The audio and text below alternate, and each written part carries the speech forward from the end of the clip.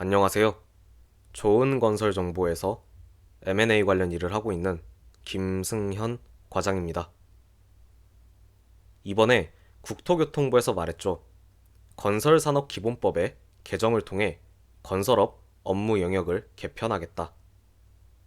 그래서 이번 시간에는 새롭게 바뀌는 건설업 업무 영역에 대해 이야기를 나눠보려고 합니다. 건설업 대업종화부터 이야기를 해보자면 시설물 유지 관리업을 제외한 28개의 전문 건설업을 14개로 합치겠다고 말했는데, 여기 왜 시설물 유지 관리업을 제외한 28개 업종이냐면, 이번에 시설물 유지 관리업이 업종 전환되면서 사라진다고 합니다. 이와 관련해서는 또 이야기가 있으니 다음에 한번 나눠보겠습니다. 다시 돌아와서 합쳐지는 전문 건설업을 소개시켜드리면, 토공사, 포장, 보링그라우팅 파일 공사가 합쳐져서 집안조성 포장공사업, 수중공사, 준설공사가 합쳐져서 수중 준설공사업, 금속구조물 창호 온실공사, 지붕판금 건축물 조립공사가 합쳐져서 금속창호 지붕 건축물 조립공사업,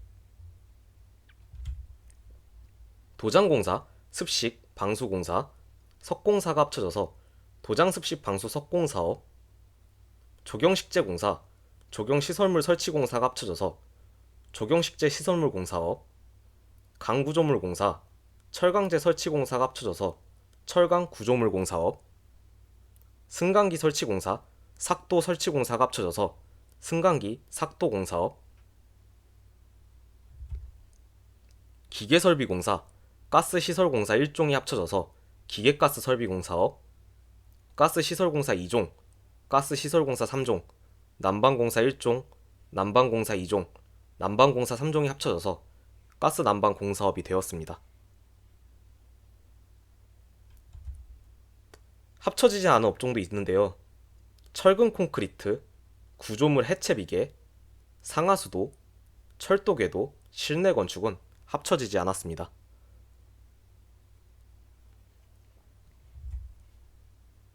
이렇게 합쳐지면서 기술자 수와 자본금의 조정이 있는데, 예를 들어 기술자 2인에 자본금 1.5억이 필요한 토공, 보링과 기술자 3인에 자본금 2억이 필요한 포장이 합쳐지면서 집안조성, 포장공사업의 기술자 수와 자본금은 셋 중 가장 최소값인 기술자 2인의 자본금 1.5억이 되었습니다.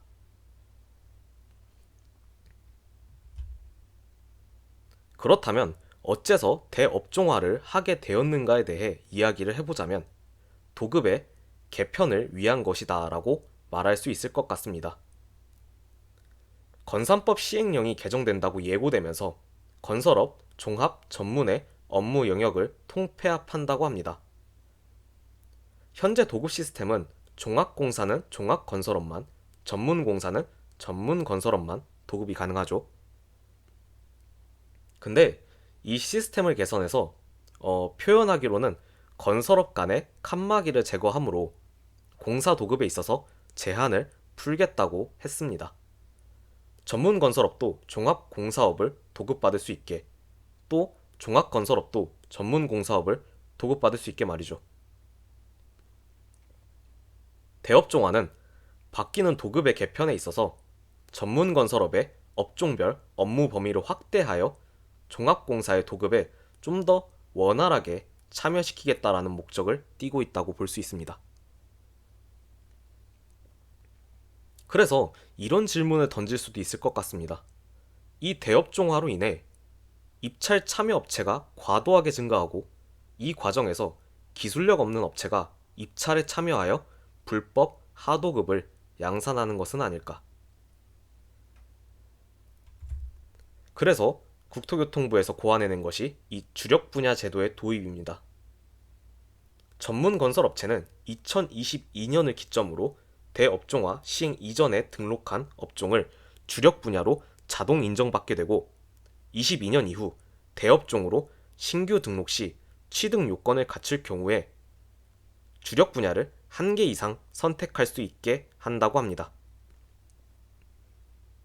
즉, 업무 범위가 확대됨에 따라 발주자가 판단할 수 있게 업체별로 간판이 되는 주력 분야를 표시하겠다는 뜻입니다. 그리고 동일 대업종 내에서 주력 분야를 추가할 경우 추가 자본금을 면제하고 기술자 추가 보유 요건은 해당 주력 분야에서 요구하는 기술자 중에서 한 명씩 면제해 준다고 합니다. 오늘은 이렇게 건설업 업무 영역의 개편에 대해 알아봤는데 시청해 주셔서 정말 감사합니다.